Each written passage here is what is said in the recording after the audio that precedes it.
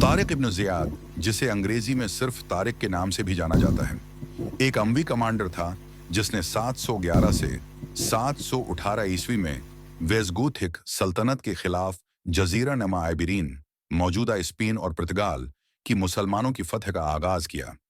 उसने एक फौज की क़ियादत की और शमाली अफ्रीका के साहिल से आबनाए जब्राल्टर को अबूर किया। अपनी फौजों को इस जगह पर मजबूत किया जिसे आज जब्राल्टर की चट्टान के नाम से जाना जाता है। इब्न खल्दून के मुताबिक तारिक इब्न ज़याद का ताल्लुक बर्बर कबीले से था जो अब हैं अलजज़ायर है। हेनरिक बार्थ ने जिक्र किया है कि तारिक इब्न ज़याद अलहसा के कबीले से एक बर्बर था, एक कबीला जो तफना का रहने वाला है, जो उस वक्त अलजज़ायर के इलाके बनी है सफ में आबाद है। 26 अप्रैल 711 को या तारिक बन ज़याद की फौज को जौलीन ने जजीरा नमा आइबेरिन पर उतारा था, जिसका नाम उसके बाद में जबल तारिक रखा गया। तारिक की फौज में तकरीबन 7,000 सिपाही शामिल थे, जो ज्यादातर बर्बर स्टाक पर मुश्तमिल थे। रोड्रिक ने अमुइयों के खतरे से निपटने के लिए एक फौज जमा की जिसकी तादाद 1 लाख थी।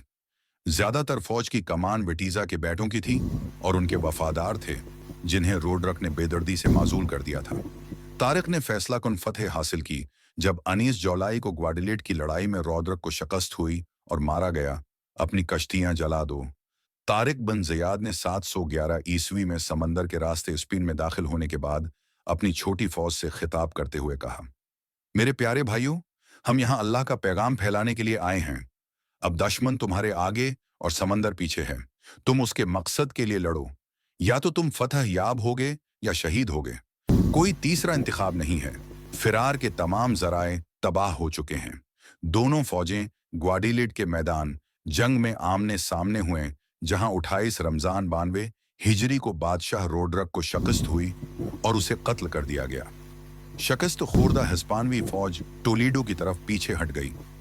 तारिक बन ज़याद ने गर्म ताक़ुब के लिए अपनी फौजों को 4 रजमेंटों में तकसीम किया। एक रजमेंट कुर्तबा की तरफ बढ़ी और उसे जेर कर लिया। दूसरे ने मर्सिया पर कब्जा कर लिया और तीसरा सारागुसा की तरफ बढ़ा। तारिक खुद तेजी से टोलीडो की तरफ बढ़ा। शहर ने बगैर किसी मुजाहमत के हथियार डाल दिए। स्पेन में बादशाह रोड्रिक की हुकूमत खत्म हो गई।